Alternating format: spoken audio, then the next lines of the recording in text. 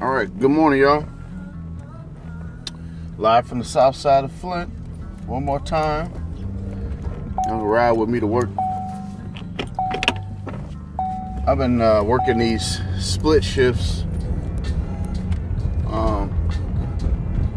But now we'll just let Thundercat take us to work. Yeah.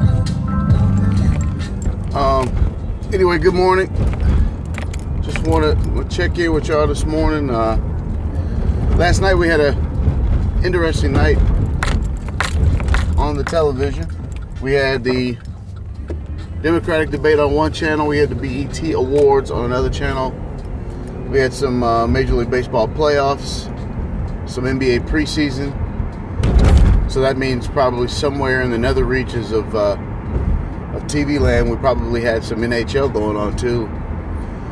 I don't really watch much hockey. I used to like playoff hockey, but I don't watch much hockey, and I haven't watched really any baseball this year, sparingly earlier in the season. I definitely haven't been watching any playoff baseball.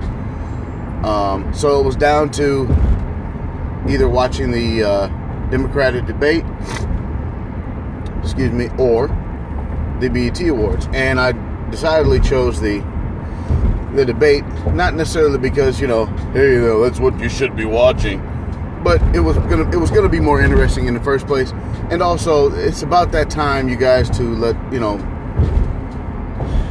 for black folks out there, it's time to just stop watching BET. Period. Over the weekend, we had a mass demonstration in DC for the Justice or Else. And the 20th anniversary of the Million Man March was held in D.C. And, okay, I don't expect for, mainstream media outlets to cover it, because that's not something that they're going to cover anyway. But, when we're talking about places like BET, there should have been some coverage there. There just should have it. And I'm chuckling because of how ridiculous that they even have to suggest something like that is. So, it's time to kind of throw down the gauntlet and just stop watching that stuff. They need to no longer receive our support for any type of programming, let alone something that's chock full of foolishness like one of their award shows. Which, hey man, traditionally, the BET Award Show can sometimes be a lot of fun. Get to see some cool performances, some cool outfits or whatever, get to see some of your favorite celebrities and stuff. And it's just a night to kind of let go and live in fantasy world for a little while, but it's not worth my time anymore. So the Democratic debate took place last night, and I made a statement that Bernie Sanders was staring into the eyes of a freight train going in there against Hillary Clinton, because while Bernie Sanders, many of his politics, I think, are relatively healthy, I just don't know how skilled of a politician he is. And I hate, it's kind of sad that we have to say that in order, but it's the truth, in order to get elected, in order to be relevant over the long haul in a presidential election, you need to be an extremely skilled politician. You don't even really need to have ideologies or views or positions that resonate with the majority of the American people. You really just need to be a very, very skilled politician in order to be effective in an election season such as this.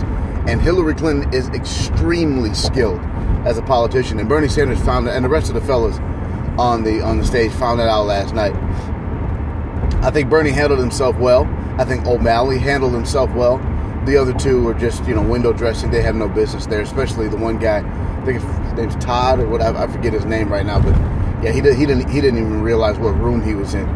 But Hillary Clinton showed those guys exactly how skilled of a politician she really is, and some of her rebuttals and the way she turned phrases, all the while keeping context and content at the forefront of her statements. She did kind of go off into rattling off some of her, stump speech stuff, which is going to happen in a debate like this.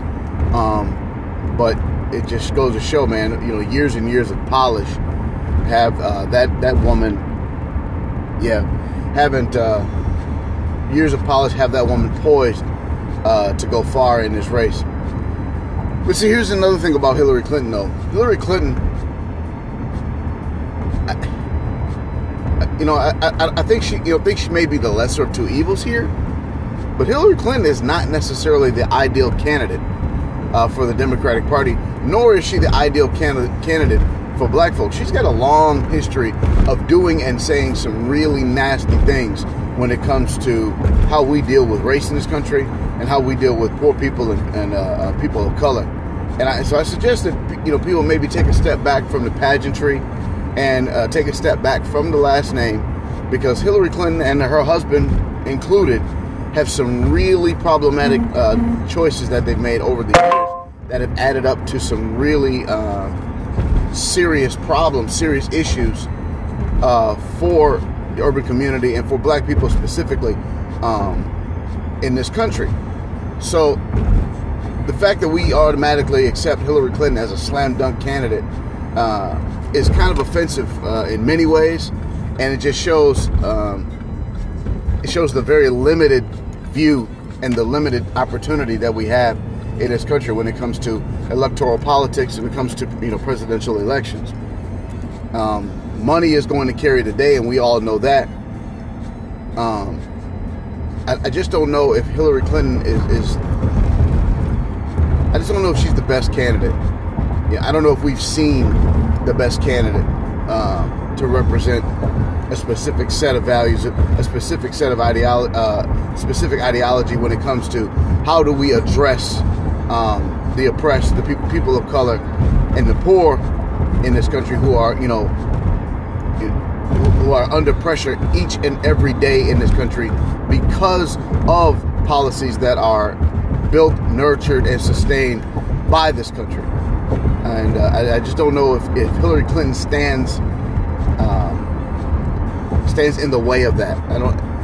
I'm not necessarily saying that she's a conduit for that oppression, but I don't necessarily know if she is a change agent. And I'm using these kind of cliched terms because I'm not necessarily sure, how I feel about Hillary Clinton in this season. I've had problems with things that she's done and said over the years. Has she had a change of heart on them? These are kinds of stuff that I could never know intimately. You know what I'm saying? So, anyway, yeah. All I know is another story that got lost in the scrum yesterday was your man T.I. What is up with that fool? Y'all tell me, man. What's wrong with this cat? At one point in time, man, I thought T.I. was going to be one of the greatest to ever do it. At one point in time, man, I was listening to T.I. like every single day. At some point in the day, I had to play some T.I. record. Now, this is years ago now. But, what happened to dude, man? Did his brain completely take a dump?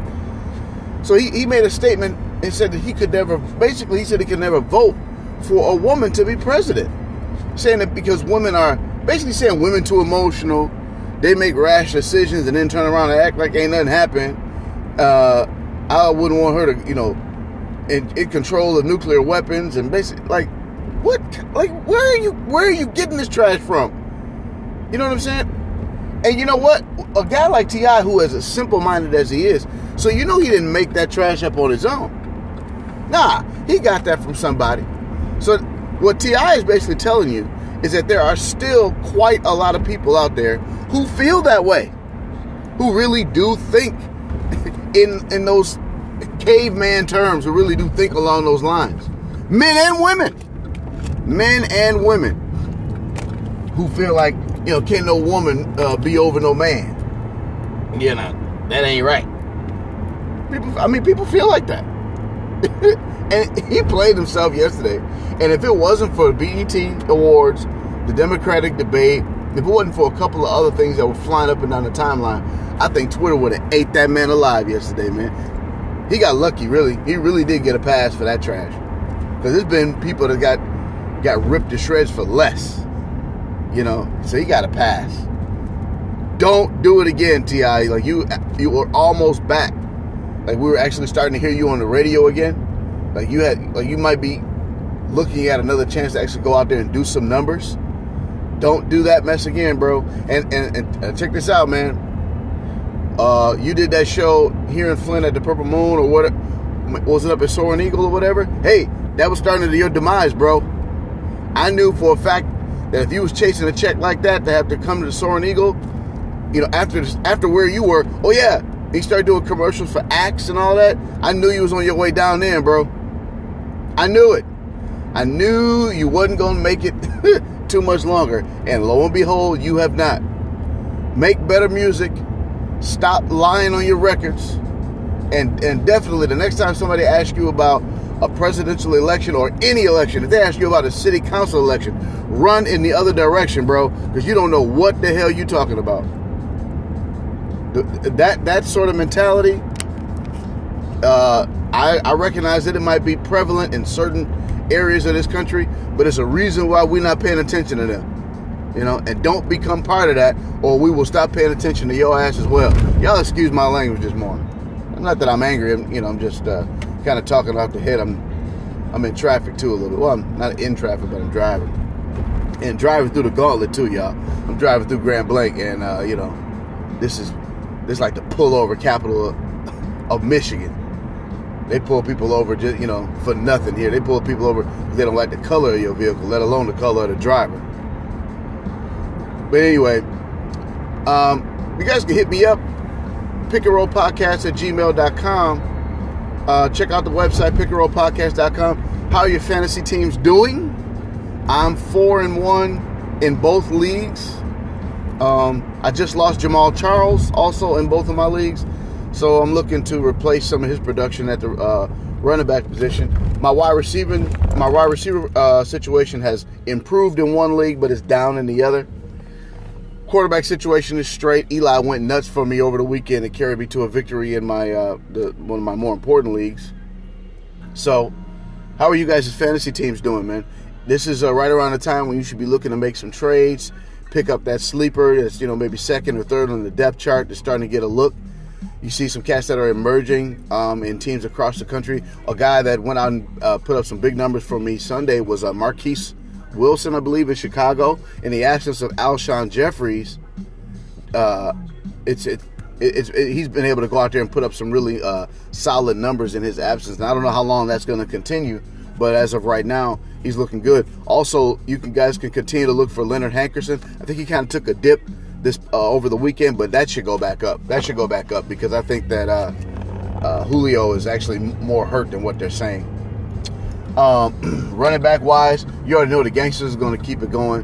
But you got guys like this guy Duke Johnson in Cleveland that's coming out. We'll see what the backups in Kansas City are going to be able to do. The Flint boy Thomas Rawls got funky for Seattle over the weekend. So there's a lot of guys you can go out there and pick up to get some production to help you carry you through to playoff season. I'm definitely looking forward to getting the playoff season. I'm 4-1. And in my division, I'm thinking 2 or 3 games ahead of everybody. So I should make it to the playoffs if I remain steady for the next, 6 or 7 weeks. But I'm, losing that 25 points from my running back position in Jamal Charles is going to hurt late in the season because that's when the running backs really start to carry you. Well, all right, y'all. I'm about to go in here and grab me a cup of coffee and head to work. Y'all be easy.